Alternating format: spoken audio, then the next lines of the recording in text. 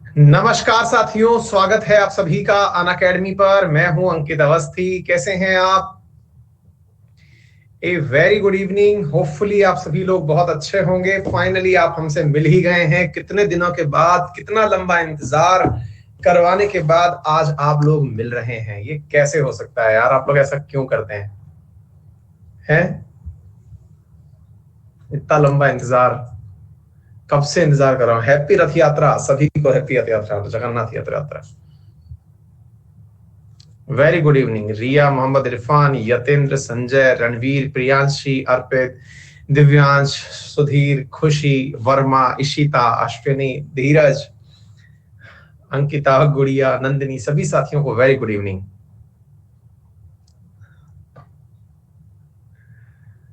हाँ जी, कैसे हैं आप लोग?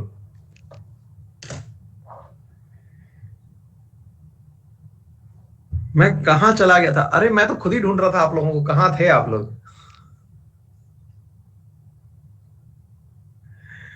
Very good.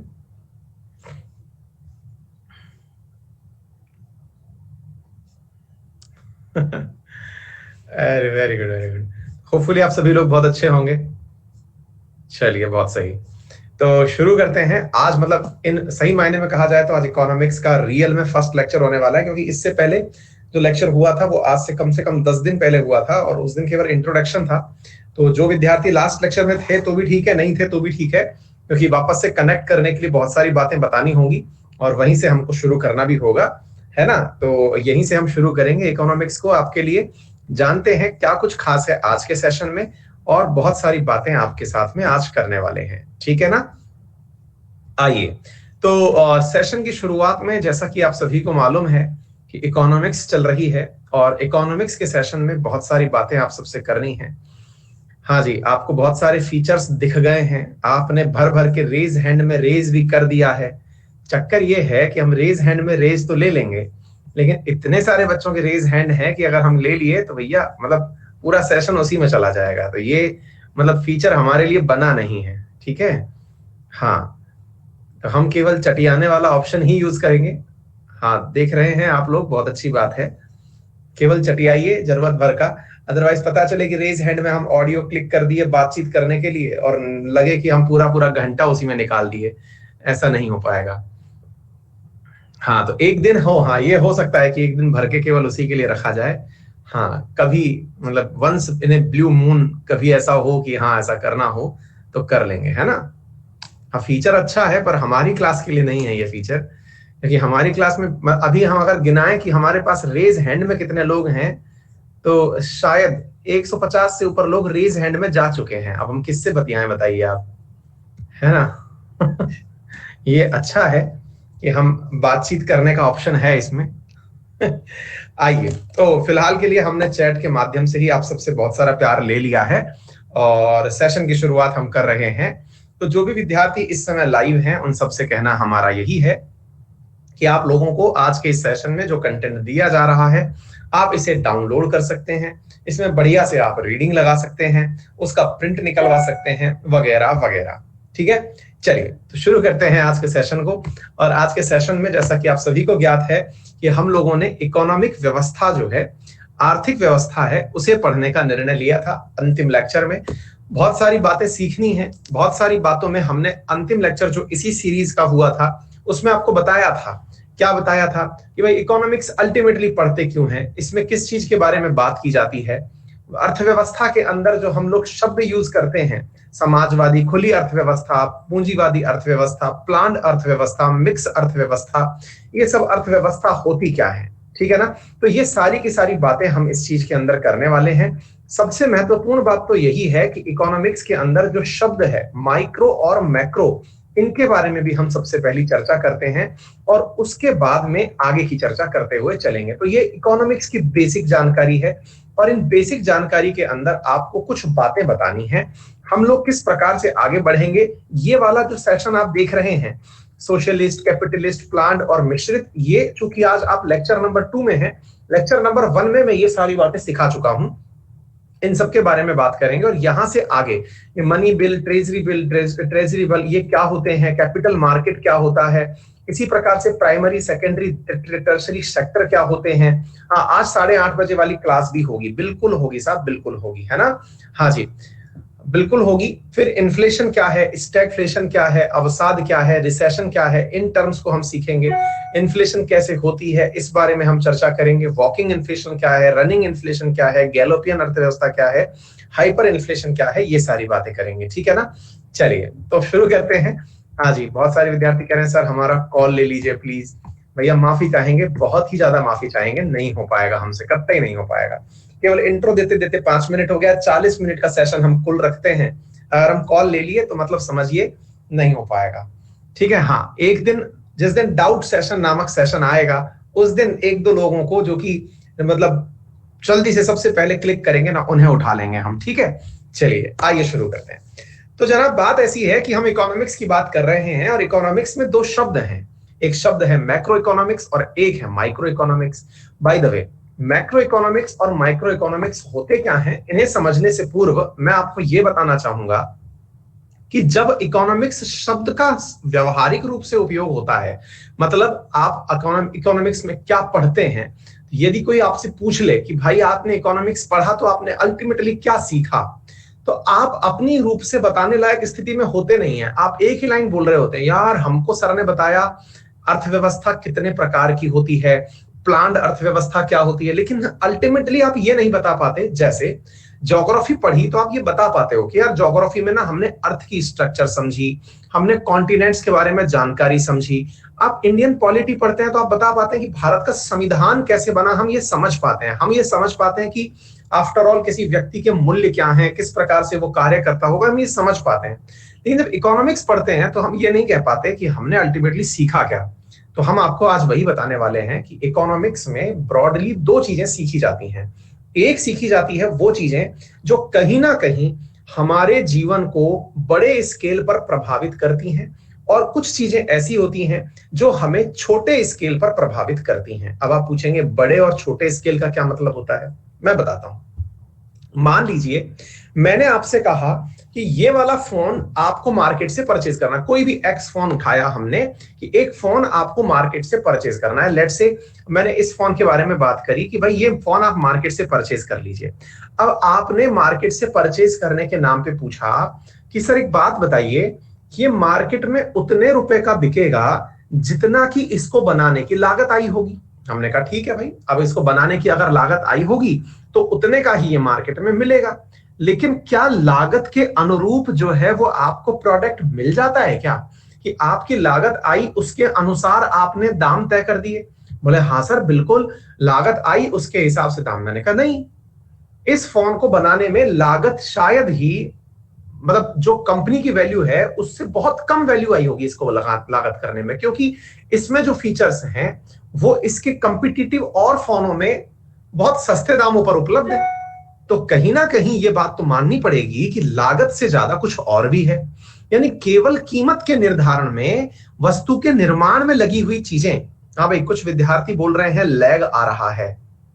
हाँ, लैग आ रहा है, इसके लिए मैं पोल करा के पूछ सकता हूं, क्या मैं आप सभी को सही से सुनाई और दिखाई पड़ रहा हूं? ट्रू और फॉल्स में बताएं। क्या मैं आप सभी को सही से सुनाई और दिखाई पड़ रहा हूं? ट्रू और फॉल्स में बताएं। जी बिल्कुल दिखाई पड़ रहा हूं। तो भैया बाकी लोग ना अभी समझने का प्रयास करें, है ना। ये बीच बीच में लैग वगैरह लिखने का मतलब वो ना करें प्लीज। इंग्लिश में बुक, हाँ इंग्लिश में बुक इस बार इस महीने वाली भी आ जाएगी, ठीक है। हाँ ठीक है, अब सुनिए आगे तो मैं क्या बोल रहा हूं। हाँ चेतना, बिल्कुल बिल्कुल इस मंथ वाली इंग्लिश में भी आएगी, ठीक है। सृष्टि थैंक यू सो मच, बिल्कुल। सुभादीप आज शाम को 8:30 बजे वाली क्लास है, डन। पॉलिटी का पीडीएफ में डाल चुका हूं। मधु अच्छा था बेटा, ठीक है। हाँ ठीक है, अब सुनिए साथियों, अब मैं आपसे क्या बोल रहा हूं। तो हमने कहा कि भाई ये वाला जो फोन मैंने आपके सामने रखा कि ये फोन आपने परचेज किया। अगर ये फोन आपने परचेज किया तो क्या इस फोन को परचेज करने में, एक फोन मैंने एक्स फोन प्लान किया कि ये फोन आपको लेना है। अब इसको आपने पूछा कितने का मार्केट में मिलेगा, तो आपने इसके एक कीमत रख दी कि सर मान लीजिए ये 1000 रुपए में मार्केट में मिल रहा है।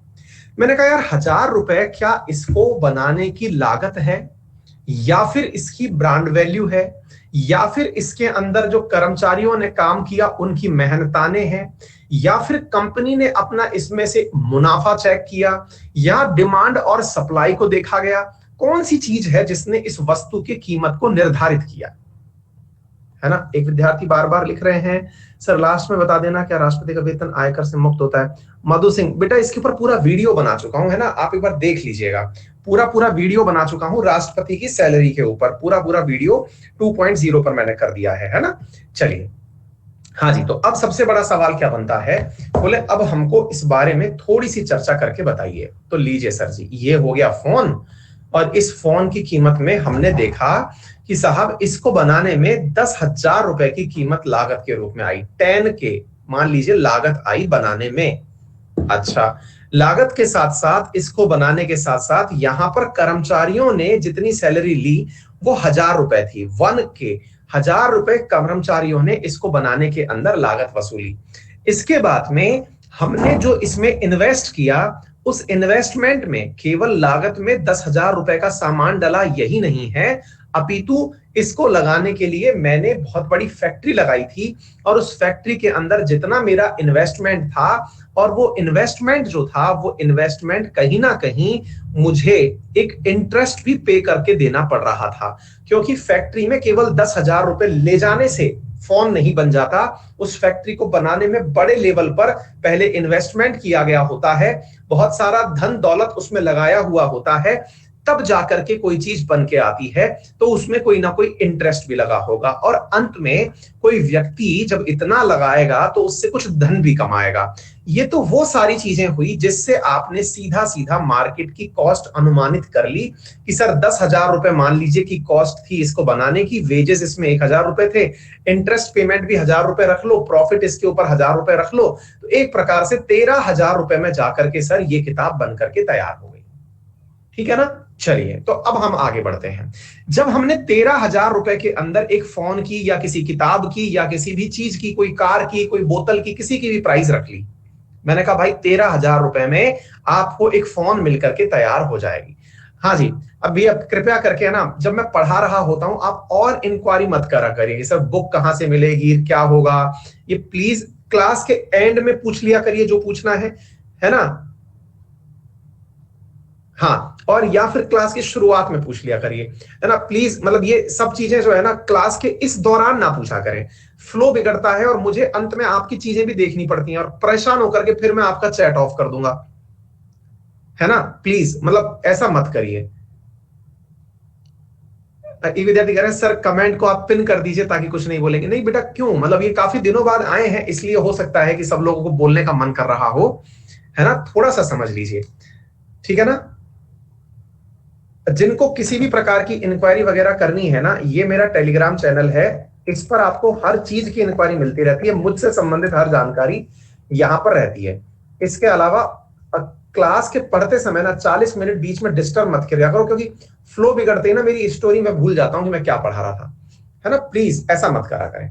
अब सवाल बना कि क्या सर मात्र 13,000 रुपए में जो लागत आई आपने अभी बता दिया उतने में कोई सामान मिल जाएगा। मैंने कहा हाँ टेक्निकली तो ऐसा होना चाहिए, लेकिन वास्तविकता में ऐसा है नहीं। हमने किसी फोन को बनाया 13,000 रुपए, हमने सब तरह से मुनाफा वगैरह मिला लिया और बना करके बेचने के लिए मार्केट में उला दिया, लेकिन पता है फिर क्या हुआ, ये 13,000 का फोन अब मार्केट में आता है। अब ये 13,000 रुपए का फोन जब मार्केट में आता है तो अब आप देखो इसमें एक नया कंसेप्ट ऐड होता है, और वो कौन सा ऐड होता है, डिमांड और सप्लाई का। डिमांड और सप्लाई का कंसेप्ट ऐड होता है, मतलब 13,000 वाले फोन मात्र 100 ही बने थे, लेकिन चाहत वालों की जो संख्या है वो भैया 200 हो गई। 200 लोग ऐसे थे जो इस फोन को परचेज करना चाहते थे, तो इन 200 ने कहा कि फोन हमें पहले चाहिए या हमें पहले चाहिए। इन दोनों में डिबेट होने लगी, फोन है 100, चाहने वाले हैं 200, प्राइस शूट होने लगी, प्राइस बढ़ने लगी 13 से 14,000, फिर 150 लोग रह गए चाहने वाले, फिर 14 से 15,000, फिर 100 लोग रह गए चाहने वाले। कहने का मतलब क्या हुआ, अंत में ये 15,000 रुपए में उन्हीं लोगों को मिली जितने की, मतलब जितने लोग सही में, जितने फोन थे उतनी की चीज मिल गई। क्या आपको ये बात समझ में आई? क्या आपको ये बात, जैसे हाँ, जैसे आजकल तत्काल टिकट में होता है, प्रीमियम तत्काल टिकट इसी प्रकार से होते हैं। आ गई बात समझ में? प्रीमियम तत्काल टिकट इसी प्रकार से होते हैं, है ना बेटा? तो ये कौन सी चीज थी? तो देखो, इसमें हुआ कुछ नहीं, इसमें केवल मार्केट ऐड होता चला गया, मार्केट के फैक्टर ऐड होते चले गए। यानी इसमें प्रोडक्शन की कोई बात ही नहीं कर रहा है, इसमें प्रोडक्शन की कोई बात ही नहीं कर रहा है। बात किसकी हो रही है? इसमें कोई और ही थ्योरी आकर के ऐड हो गई है सर। मतलब खामखा 2,000 रुपए ऐड हो गए क्योंकि मार्केट में डिमांड बहुत थी। आ गई बात समझ में? डिमांड बढ़ने से चीजों की प्राइस बढ़ती चली जा रही है। इतनी बात क्लियर हो गई? अच्छा, अब ये क्या है सर? प्रोडक्शन थ्योरी क्या है? प्रोडक्शन थ्योरी क्या कहती है? देखिए, प्रोडक्शन थ्योरी अल्टीमेटली है कुछ नहीं। प्रोडक्शन थ्योरी ये है कि आप पहले डिमांड को पहचानिए, डिमांड क्या है। आप पहले डिमांड को पहचानिए, डिमांड क्या है। लोगों की एक्सपेक्टेशंस पहचानिए कि एक्सपेक्टेशंस क्या हैं। अगर आपको डिमांड और एक्सपेक्टेशन पता चल गई, उसके अनुरूप आप अगर चीजें बनाने लगे तो ऑटोमेटिकली ऊपर हो जाएंगे। अब आप पूछेंगे कैसे सर, क्या कहना चाह रहे हो, कहने का मतलब बताओ। अभी मैं बताता हूं। जैसे जरा विचार करो, इस बारे में थोड़ा सा विचार करो। आपको मालूम होगा अपन में से बहुत सारे, हाँ, जैसे आपकी बुक की डिमांड है अभी, बिल्कुल हाँ, आज उसकी कीमत बढ़ा दी गई है। हाँ, ये डिमांड एंड प्रोडक्ट की थ्योरी है, सप्लाई की थ्योरी ही है ना? अच्छा, अब आप सोच के देखिए, अभी आप लोगों ने देखा होगा कि अपन में से कोई भी शायद सैनिटाइजर यूज करता होगा, है ना? जब तक कोरोना नहीं आया था तब शायद हो सकता है कि कोई जो है वो मतलब सैनिटाइजर यूज करने की हमें आदत ही नहीं थी, मास्क यूज करने की आदत ही नहीं थी, है ना? लेकिन वो सैनिटाइजर पहले से मार्केट में था।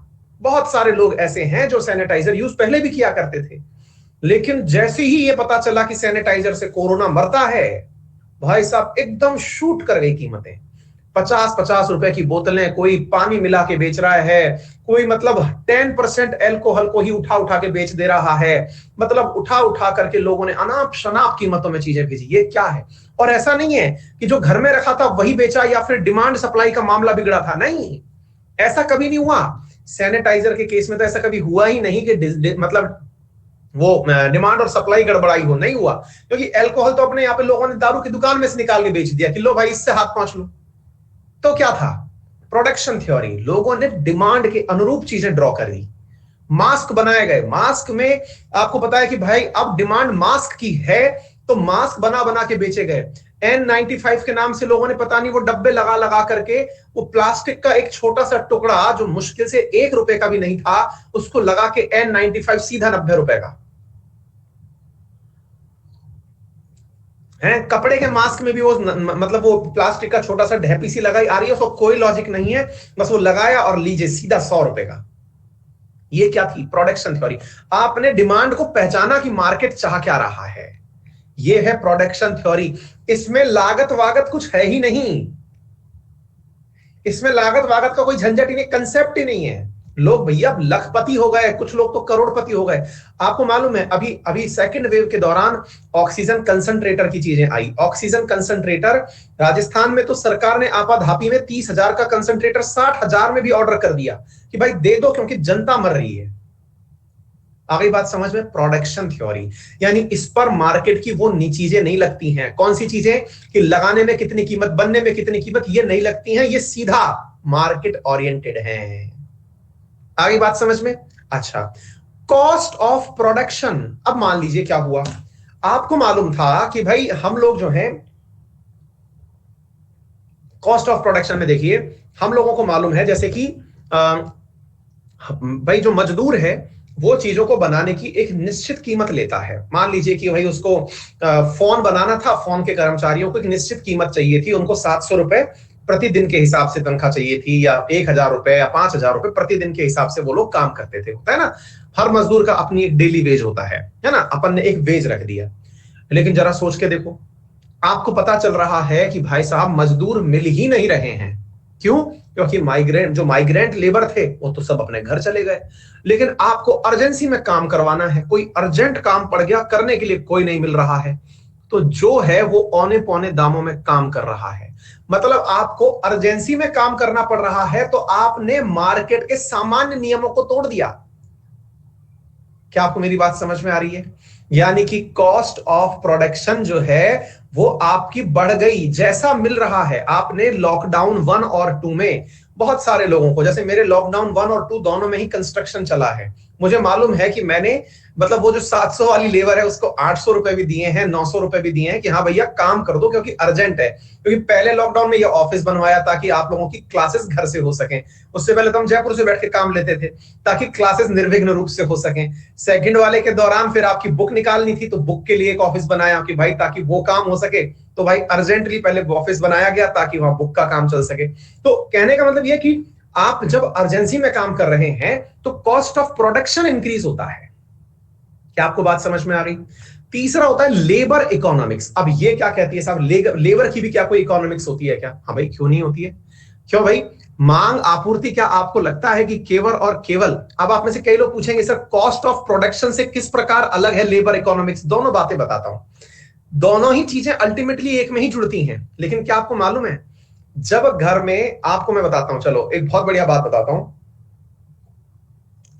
आप में से अगर किसी के खेत वेत हो, किन्हीं के घर में अगर ऐसा हो जिनके क्या कहते हैं ना खेती बाड़ी का काम हो, तो उन्हें पता होगा कि खेती बाड़ी के टाइम पे आजकल एक सबसे बड़ी मुसीबत क्या आ रही है कि भाई खेत में फसल काटने के लिए मजदूर नहीं मिल रहा है। एक काम होता है निराई करने का, बुवाई करने का, छटाई करने का, उसके लिए लेबर नहीं मिल रही है। क्यों नहीं मिल रही है? क्योंकि मनरेगा के तहत उसको कम जिम्मेदारी के साथ काम करने का ऑप्शन मिल रहा है, तो वो खेतों में ही नहीं आ रहा है, या फिर वो शहर की तरफ लेबर निकल गए। गांवों में इस समय जो सबसे बड़ी क्राइसिस है ना, वो किस चीज की है? गांवों की सबसे बड़ी क्राइसिस है लेबर की कमी होना। बहुत बड़ी दिक्कत है ये, लेबर मिलना बहुत महाभारत हो रखा है, क्योंकि वो लोग माइग्रेट कर गए हैं, और अगर मिल रही है तो बहुत महंगी लेबर मिल रही है जिससे आप काम नहीं चला पा रहे हैं। तो ये सारे वो फैक्टर्स हैं जो कि कहीं से भी इन वाले फैक्टर से मैच ही नहीं कर रहे, बाकी फैक्टर से ये मैच ही नहीं कर रहे कि कॉस्ट क्या है, वेज क्या है, रेट ऑफ इंटरेस्ट क्या है, प्रॉफिट क्या है, लेकिन अल्टीमेटली ये कीमत को प्रभावित कर रहे हैं। अल्टीमेटली ये कीमत को प्रभावित कर रहे हैं। ऐसे फैक्टर क्या कहलाते हैं? माइक्रो इकोनॉमिक्स के फैक्टर कहलाते हैं। यानी कि ये वो फैक्टर हैं जो कि ओरिजिनल फैक्टर से हटके हैं, यानी इनका कंट्रीब्यूशन आप ये कह के नहीं कह सकते कि इस वजह से कीमत बढ़ी। तो आपसे पूछा जाए इकोनॉमिक्स में कितने रूप निकल करके आए? 2 रूप निकल करके आए। एक मैक्रो है जो आसानी से समझ में आता है किसी को भी। जब आप कोई बिजनेस शुरू करने जाते हैं ना, तो अक्सर आप केवल ये 4 चीजें काउंट करते हैं। कौन कौन सी? अरे कितने रुपए में बन जाएगी चीज? बोले इतने में बन जाएगी, इतना वेज लगेगा, इतना इंटरेस्ट लगेगा, इतना प्रॉफिट होगा, चल चीज बन के आ जाएगी। जब आप सोच के चलते हैं, अचानक फिर मार्केट के फैक्टर्स आने शुरू हो जाते हैं। भाई साहब हो सकता है डिमांड सप्लाई गड़बड़ा जाए। अच्छा, आपने अभी तो अच्छा ही सुना कि 13,000 का माल 15 में बिका, लेकिन भाई साहब कई बार माइक्रोमैक्स जैसी हालत भी हो जाती है। माइक्रोमैक्स जैसी हालत क्या हो जाती है कि आप बहुत बढ़िया चीज बना दिए लेकिन उसके बाद भी नहीं बिक रही है, तो औने पौने दाम में भी कोई नहीं खरीद रहा है। आप समझ रहे हैं? मतलब सब कुछ लगा करके भी नहीं बिक रहा है। तो ऐसी स्थिति में बेटा ये भी अपने आप में एक चिंता की बात हो जाती है। बहुत सारे मतलब फोन ऐसे आते हैं, फिर प्राइस गिरने भी पड़ते हैं, सब कुछ हो जाता है, लेकिन तब भी माल नहीं बिक रहा है। तो ये सारी की सारी जो चीजें हैं ये मार्केट डिपेंडेंट चीजें हैं। तो माइक्रो इकोनॉमिक्स क्या है? यहां पर decision made by people and businesses regarding the allocation of resources, price of good. यानी कि ऐसी इकोनॉमिक्स जहां पर लोगों का निर्णय मार्केट की कीमत को प्रभावित करता है। हाँ भाई, यहां पर 2-3 वो बिल्कुल हमारे यहां पर अब लग रहा है कि जल्दी ही सब्जी मंडी का निर्माण होगा। अंकिता है जो सोनिया को पूछ रही हैं, है ना, कि और सोनिया कैसी हो? अच्छा, हाँ, तो सोनिया और अंकिता आपस में बतियाती हुई पाई जा रही हैं। बहुत बढ़िया। मतलब क्या चल रहा है ये शायद ही किसी को समझ में आ रहा हो, लेकिन चल बढ़िया से रहा है ना? बहुत बढ़िया, शाबाश बेटा। हाँ, ये मुझे ऐसा लग रहा है जैसे किटी पार्टी नहीं होती है महिलाओं के अंदर, तो हमारी क्लास में किटी पार्टी चल रही है। बहुत बढ़िया बेटा, बचो इस चीज से ना, नहीं तो हम यहाँ पर पार्टी में विघ्नहर्ता के रूप में आ जाएंगे। ठीक है, हाँ, है ना, तो ऐसा ना करिए, ठीक है।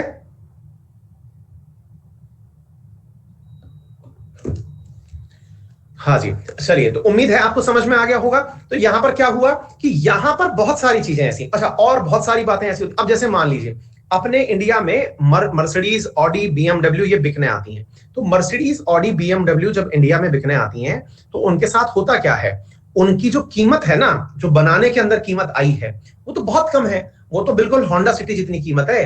होंडा सिटी अगर इंडिया में पड़ रही है 15-1 लाख रुपए की, तो भैया मर्सिडीज और बीएमडब्ल्यू भी लगभग 20-1 लाख रुपए में बन के तैयार हो जा रही हैं। लेकिन इंडिया में 50 लाख से नीचे नहीं पहुंच रही है।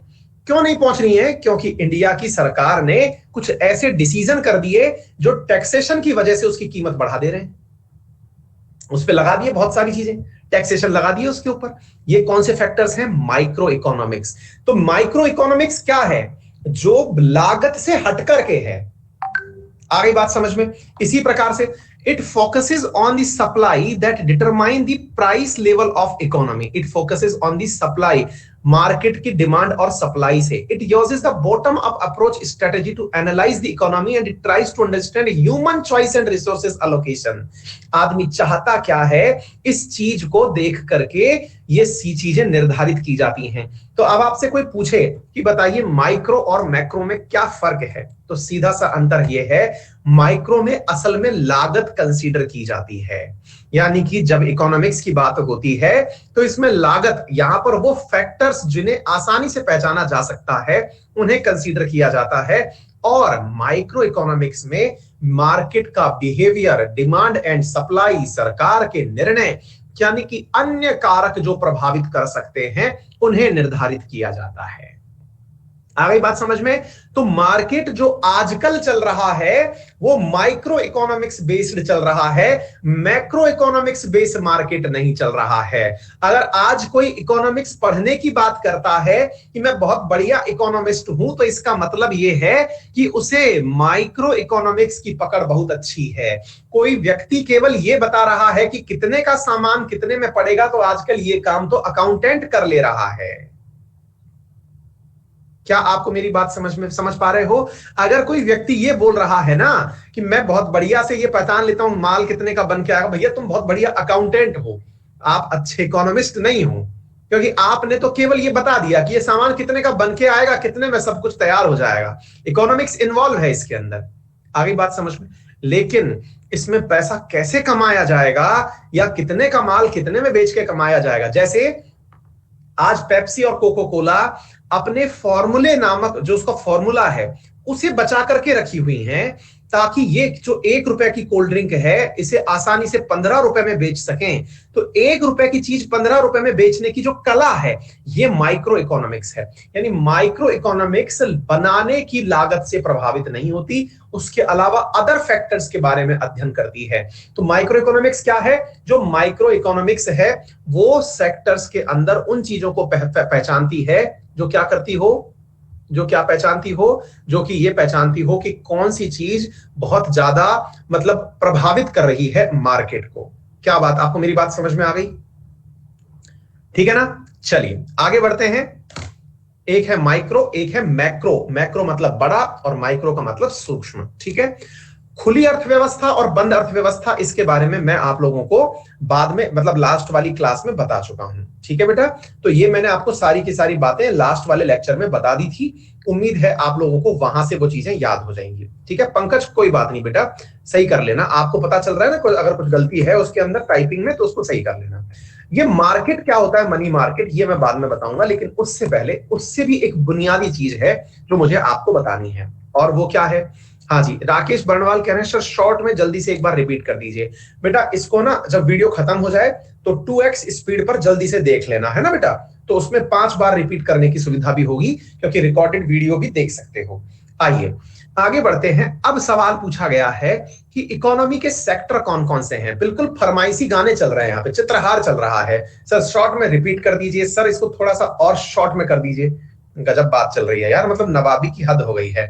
हाँ जी, तो अब यहां पर चलते हैं, सेक्टर ऑफ इकोनॉमी कौन से हैं, इसको थोड़ा सा समझने का प्रयास करिए साथियों। हम लोग इकोनॉमिक्स में अब तक ये तो समझ गए कि ब्रॉडली इकोनॉमिक्स को दो भागों में बांटते हैं, माइक्रो और मैक्रो। हमने ये ब्रॉडली समझ लिया। मार्केट में ये अर्थव्यवस्था जो सामान बिकने की आएगी, ये प्लांट भी हो सकती है, ओपन क्लोज, ये सारी टर्मिनोलॉजी हमने सीख ली।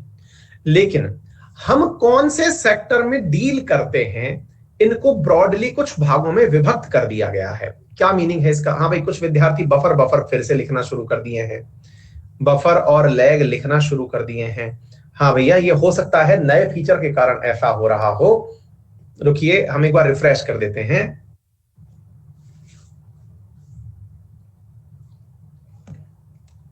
ठीक है, आइए। तो अब सुनिए ध्यान से, देखिए मतलब कुछ नए फीचर्स ऐड होने से हो सकता है बफर और वो आ रहा हो, धीरे धीरे नॉर्मल हो जाएंगी, लोड मत लीजिए। अब सुनते हैं। बोले सर एक बात बताइए, ये सेक्टर्स का मतलब क्या होता है? मतलब हमारी कॉलोनियों को सेक्टर कहा जाता है। मैंने कहा भाई साहब थोड़ा सा समझने का प्रयास करें, ये बहुत बड़ी टर्मिनोलॉजी है, इसको समझने के लिए आपको एक छोटा सा उदाहरण समझना होगा, फिर जाकर के हम बात करेंगे। क्या है छोटा सा उदाहरण? मान लीजिए कि हमारे खेत में चावल पैदा होते हैं या गेहूं पैदा होते हैं। जैसे हमारे राजस्थान में चावल की जगह गेहूं पैदा बहुत होता है ना, और हमारे खुद के गांव में गेहूं की अच्छी पैदावार होती है, तो गेहूं पैदा हो गया। अच्छा सर जी जो गेहूं पैदा हुआ इसके लिए क्या किया गया? मैंने कहा यार इसके लिए कुछ नहीं है, खेती की गई है, बढ़िया से बीज रोए, बीज बोने के बाद में फिर वहां पर उनके अंदर हमने पानी वानी जो भी खाद पानी था वो सब डाला, समय का इंतजार किया, फसल पक के आ गई, कटाई पिटाई कर ली, हो गया काम। बोले अच्छा, तो सर इसका मतलब आपने अपना गेहूं जो है उसको निकाल करके धर लिया, बिल्कुल छान छून के साइड में। अरे यार ये वॉइस मिसमैच, बफर। जैसे ही मैं पेन हटाता हूं आप ऑल ओके लिखने शुरू हो जाते हैं। एक मिनट रुकिए। क्या मैं आपको सही से सुनाई और दिखाई पड़ रहा हूं? क्या मैं आपको सही से सुनाई और दिखाई पड़ रहा हूं? 91% लोगों को सही से, 88% लोगों को, यानी दिक्कत तो है, लेकिन पेन चलाने के बाद आती है मेरे हिसाब से। ठीक है, मैं पेन को होल्ड कर लेता हूं, शायद कुछ इशू हो रहे हों।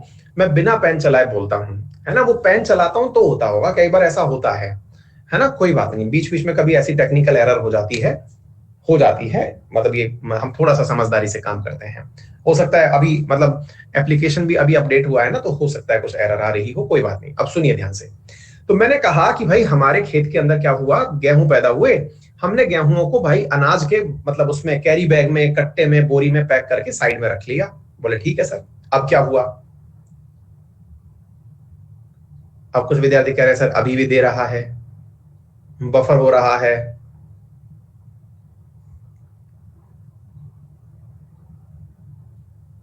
यार इसका सॉल्यूशन नहीं है हमारे पास, अब बार बार होगा तो क्या इलाज है इसका?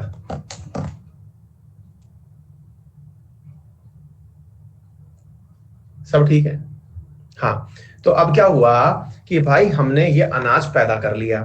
अब पैदा करने के बाद में इस अनाज को हमने आगे की तरफ फॉरवर्ड किया। क्या कर दिया साहब? हमने इसको भेज दिया आईटीसी कंपनी के पास में। ITC company, Indian tobacco company, है ना।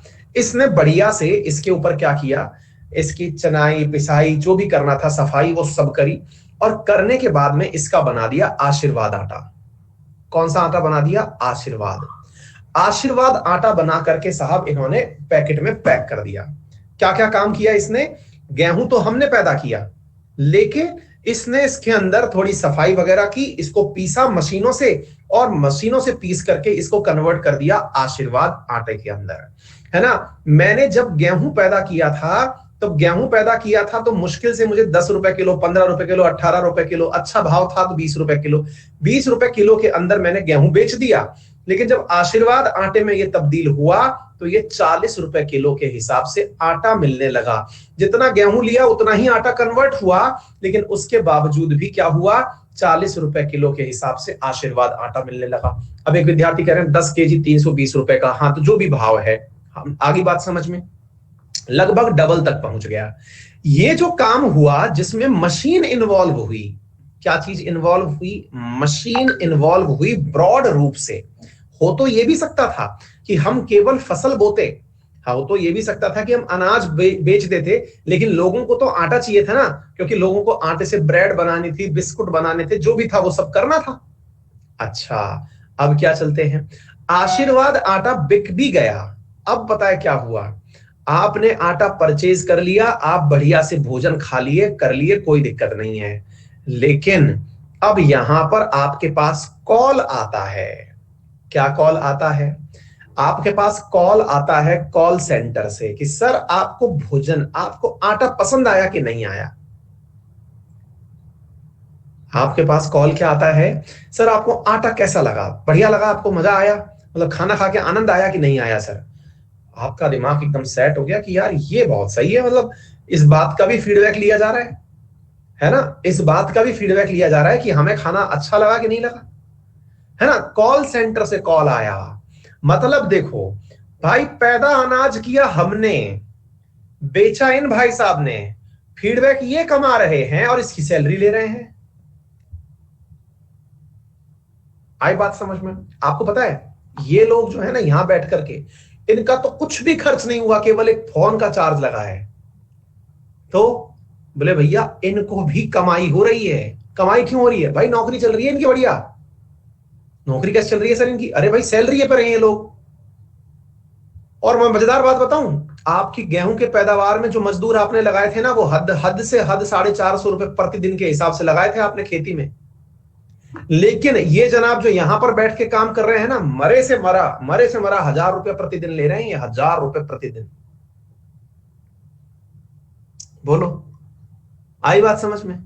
अब इन तीनों चीजों को समझने का प्रयास करते हैं, कैसे, आइए साथियों। जब हमने प्राकृतिक रूप से उपलब्ध चीजों को ही कंक्लूड किया, प्राकृतिक रूप से मतलब आप अगर खेत में नहीं भी बोते तो भी गेहूं तो पैदा होता ही, ठीक है, ये प्राकृतिक चीज है। मतलब कहीं ना कहीं आप कम ज्यादा कर सकते हैं, लेकिन गेहूं तो अपने आप कहीं बीज पड़ा रह गया तो फिर फूट जाएगा, वो तो बीज से ही पैदा होना है ना इसको। तो ऐसा नहीं कि रखे रखे जो है वो मतलब बिक करके रोटी बन जाए। लेकिन हाँ ये जरूर है कि बीज पड़ा पड़ा अपने आप ही प्राकृतिक रूप से पौधे में जरूर कन्वर्ट होगा।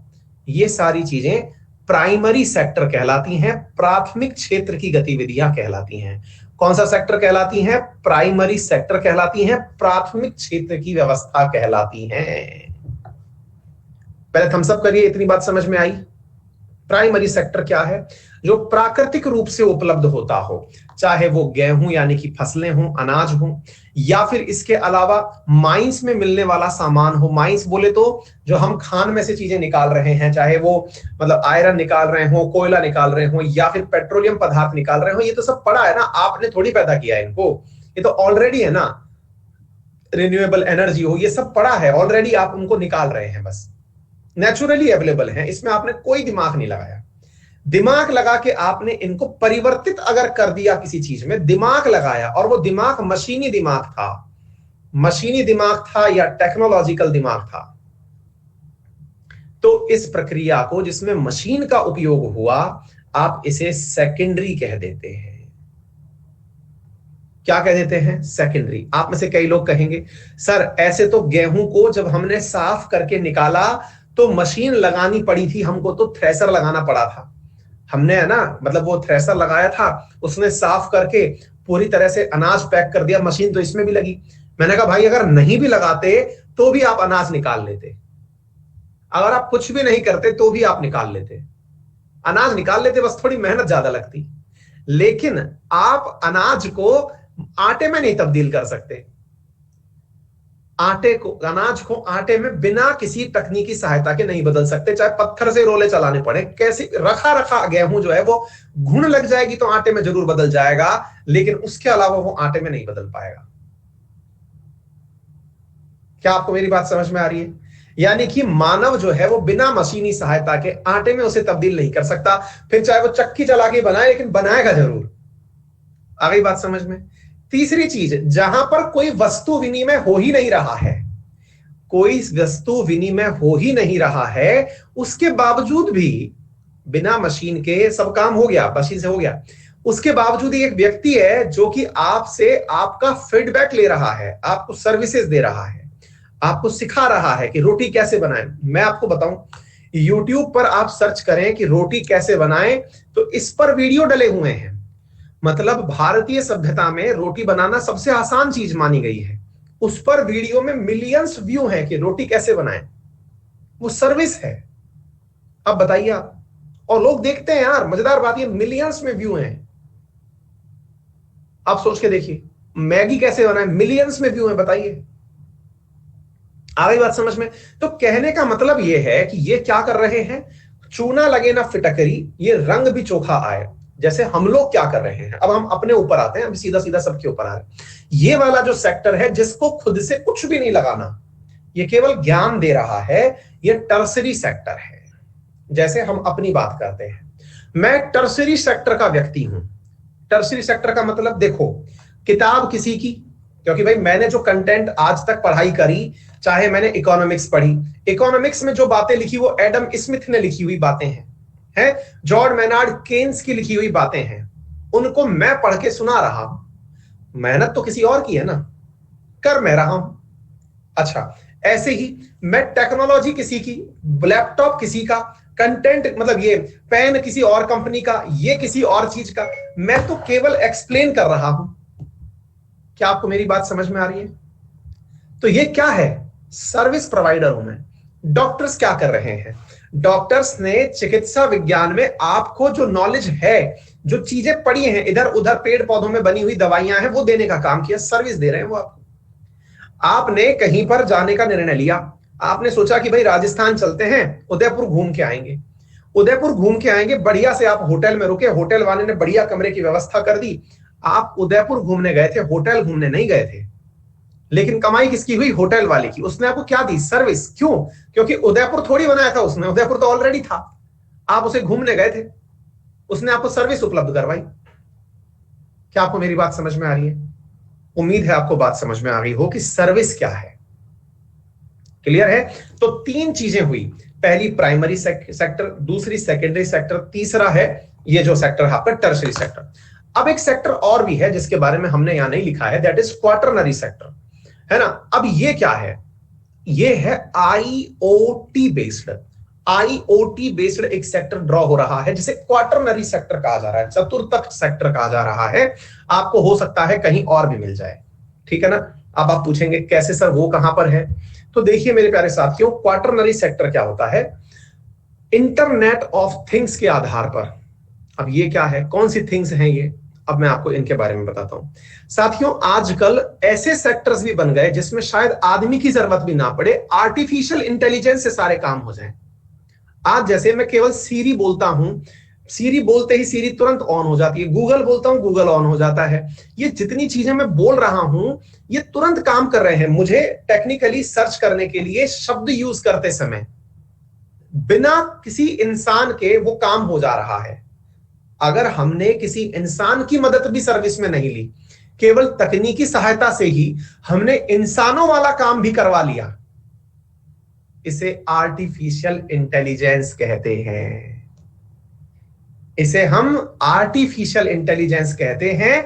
और ये आर्टिफिशियल इंटेलिजेंस जो है ये चतुर्थक सेक्टर है। क्या आपको मेरी बात समझ में आ रही है? बोलिए, यहां तक क्लियर हो गया? आपने बहुत बार देखा होगा कि आपने है ना जियो पर जैसे कभी सर्विस के लिए आपने मैसेज किया हो, कॉल किया, वहां से ऑटोमेटिक रिप्लाई आ रहे होते हैं, thank you so much for contacting us. वो सब मैसेज रोबोट भेज रहा है, वो क्वार्टरनरी थिंग्स है ना। ये इससे ऊपर का एक सेक्टर बनता चला जा रहा है ना। तो उम्मीद है आपको ये बेसिक बातें समझ में आ गई होंगी। कल यहां से आगे की बात पर समझाएंगे, फिर आगे की बात करेंगे। और बताएं, हाँ अनअकैडमी में भी यही है जी, बिल्कुल। All well, thank you so much. हाँ भाई, एक चीज और, मेरा सुबह 9 बजे से 10 बजे का स्लॉट खाली है, तो मैं आपकी क्लासेस जो हैं वो 9 से 10 शिफ्ट कर रहा हूं कल से, है ना। तो 9 से 10 की क्लास शिफ्टिंग जो है वो कल से हो रही है। अगर आप 9 से 10 ना देख पाए तो आप 6 से 7 देख लेना, है ना। मतलब आपको मतलब क्लास तो कभी भी देख सकते हो, ठीक है ना। हाँ, क्योंकि मेरा अभी कुछ समय के लिए स्लॉट खाली है तो मैं उसका यूज करना चाह रहा हूं, ठीक है। यही वाली जो क्लास का टाइमिंग है ना, ये वाला। अगर इनकेस अगर आप लोग नहीं भी देख पाते कोई बात नहीं, आप मतलब 6 से 7 जब, क्योंकि ये तो कभी भी देख सकते हैं आप, ऐसा नहीं है कि ये क्लास बंद हो जाएगी, क्लास तो आप कभी भी देख सकते हैं। हाँ, मॉर्निंग में 9 से 10 मेरा सेट स्लॉट थोड़ा सा खाली है कुछ दिन के लिए, मैं थोड़े दिन के लिए इसको शिफ्ट कर रहा हूं, ठीक है। 10 बजे वाली चलती रहेगी, वो तो स्पेशल क्लास है, ठीक है। चलिए, thank you so much. 9 AM, thank you. हाँ, बुक की इंक्वायरी यही है भैया जो बता रखा है, आप इस टेलीग्राम पर चले जाइए, वहां पर सारी जानकारियां दी हुई हैं नीरज, ठीक है। चलिए, थैंक यू सो मच।